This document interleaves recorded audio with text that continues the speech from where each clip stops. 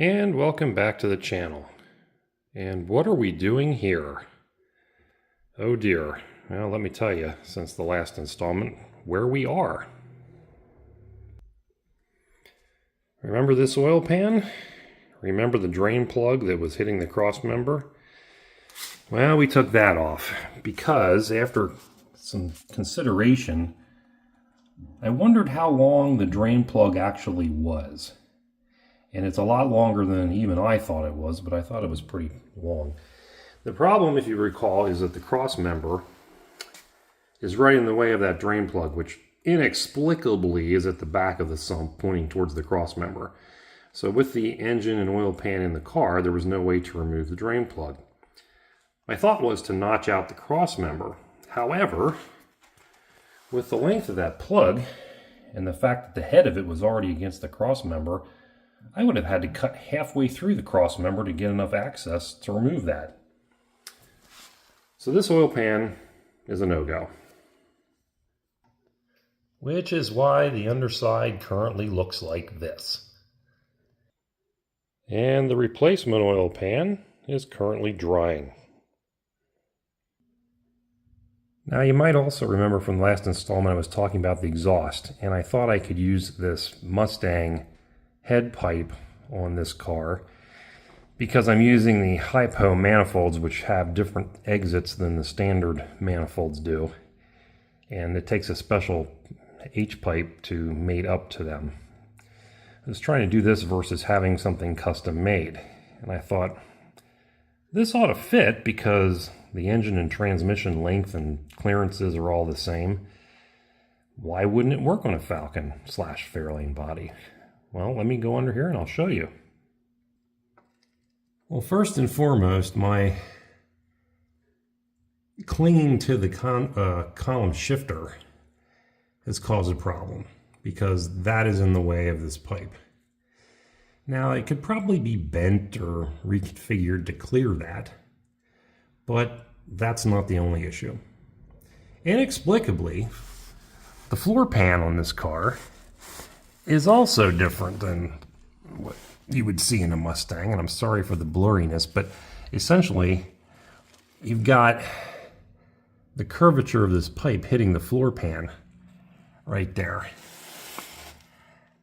Now, if this pipe could be shortened up here at the head mount, and there's what could be a slip joint there if I cut that weld, I could shorten this up, get this whole assembly forward, and it would clear the floor pan.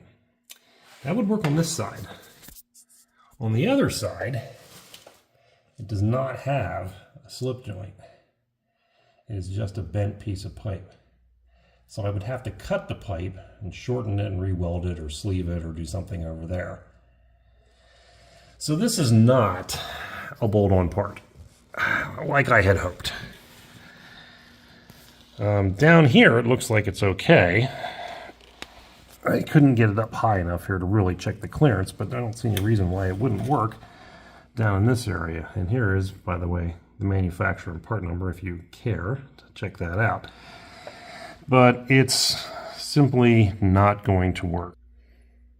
Now, I bought everything except the H-pipe from Speedway Motors because, as you might remember, I wanted to get their swaged aluminum throttle linkage tube to try to make the throttle linkage all work with some Heim joints. And I thought I had this all figured out. Somehow I didn't remember that these were female, as are these. But you will also notice that they are not the same size. So that's useless. Oh dear. So more fiddling around with trying to make things work for that debacle. It hasn't been a good shipment of parts. All right, let's bring everybody up to speed as to where we are with this thing. We made some progress, although it doesn't really look like it because it's still on the jack stands with the hood off, but let's show you where we are. So we've got the new, and not necessarily improved, but at least you can get to the drain plug, oil pan installed. In the process of doing this and lifting the engine up to be able to get this thing in, I found that what looked like one of the motor mounts was cracked. So I wound up replacing that in addition to the oil pan. And I had to get a new pickup unit, of course, to match the shallower pan. We got a correct length fan spacer. I wound up going with, I think, a 2 1/4 inch. And that's put us at a pretty decent gap from the radiator. And what I decided to do with the ignition. Well, after much chin scratching, I decided to leave the Patronics on it for the time being. But my dilemma was how to wire it, because this car still has the what is it, not a suppressor, but it has an inline wire that cuts down the voltage, and I didn't want to cut that out. First of all, I couldn't even find it. It's under the dash somewhere, but I couldn't locate it, and I didn't really want to hack this wiring harness up. So what did I do? Well, thanks to an old post on one of the Mustang forums, I discovered that one thing you can do is just install a relay. So how this works is the ignition from the key goes into the relay, and 12 volts goes into the relay, and a ground goes to the relay, and then another wire comes out of the relay that switches on when the ignition is turned on, and it allows the 12 volts to flow down this harness to the coil. And that should make it work. Don't have to hack up any of the existing wiring. I was able to plug into the factory connectors back here, or connector because it's only one, and just had to run a wire around the car, which is what this red one is. I don't have it tied up yet, but run that around the car following the factory harness over to the battery / starter solenoid connection, and that's where we put it. Put an inline fuse over here as well because we want that circuit protected. So just stuck that in there. Now this is all loosely in here for the time being, but I'm going to zip tie that together and so on and make it look a little bit better. But that should solve that problem. And then the bonus is we still have the original wiring connector harness there that we can put in, going from that connection back there up to the coil. Should we ever have a problem with this electronic unit and just want to toss the point and condenser system back in it, should be able to do that with this distributor. I thought it was missing parts from having the Patronics conversion done, but it looks like it's not. So I should be able just to pick up a point and condenser set and have that as a backup, as long as I have that harness, and I can just bypass the other thing. So that's a great solution to the problem. I did check it, and it does send 12 volts where it should, so that should all work fine. We're working currently on the wiring for this choke stat, and I ran this down to the stator lug on the alternator. You can't really see it there, but that's what we did there, and we're running a ground wire back to the same location as the one for that relay. Didn't finish that because I ran out of correct size terminal ends, so that didn't get done yet. What else have we done? I think that might be the gist of it. I did stick this head pipe under the car once again with it better positioned and jacked up to try to see if there was a way I could use it or modify it to work, and I really can't. It's just too different, and where I would have to change the bends under the car to make it clear both the floor pan and the shift linkage, it's just going to be too much work. I don't think I can do that at the home mechanic level. So I'm resigning myself to having to get somebody make the system completely for me. This isn't really how I wanted to do it, but it's probably the best solution, honestly.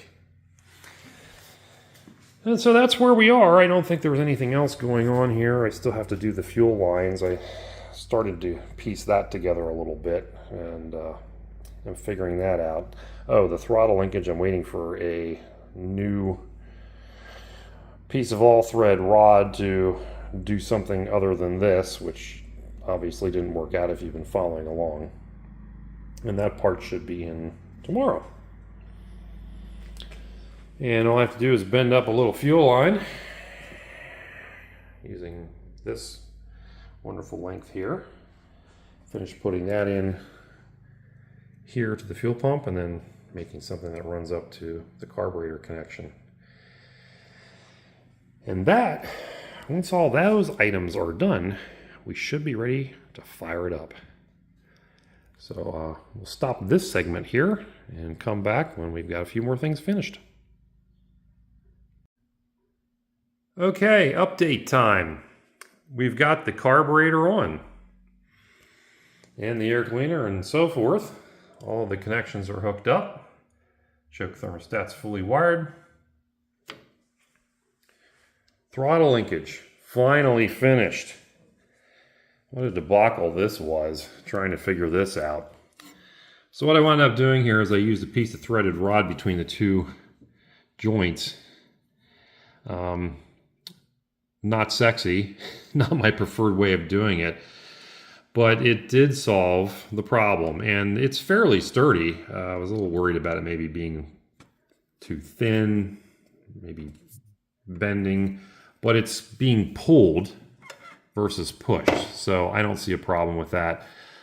These ends are fine thread, which was a problem with this rod because I had a terrible time finding this anywhere. Locally, wound up getting it through Napa. They were able to order it in for me, but my local hardware store usually has all kinds of things like that. No bueno. Springs are just a Dorman throttle return kit. I put 2 of them on because I'm paranoid.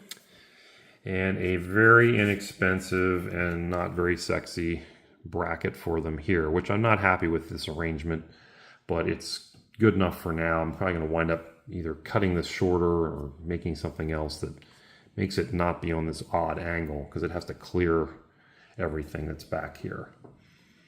So we got that going. Got full pedal travel. Can engage the secondaries, so that's good. A pedal wound up bending the rod, and this is what we have in here. I don't know if you can really get a sense of the height difference. Maybe you can there. Keeping in mind that the pedal was only a few inches from the floor before. I probably pulled this out another, probably close to 2 inches. I should have measured it beforehand, but didn't. But the brake pedal is so high on this car that I don't see it being a problem, being out much further from the floor. In fact, it's probably a positive thing. And the return springs are not too stiff, so application of the pedal's not bad. I think that's going to work out pretty well. I'm going to keep the crappy Scott Drake rod assembly that I made handy just in case as a backup, in case this is a problem. But I'm fairly happy with that. I did put a spacer, a nylon spacer in there for the bolt that connects the two, because it was a kind of a long stretch there, and the bolt isn't probably the best grade of hardware. So I wanted to take some of the pressure off of that thing so it wouldn't bend. I think that'll work fine. Fuel lines, we're getting those done. I've got this all figured out here. Pipe coming in from the fender well, connector. Plastic filter for now, just so I can see what's going on, making sure that the fuel's being pulled up. I am going to have to take the fuel tank out, I think, and clean it, because I'm still getting that tan, sludgy, muddy looking stuff in the filter for some reason that's in the tank. Must have been from when the gas was in there when we first got the car. If you remember way back, the gas was really pretty putrid, and it must have left some kind of residue behind.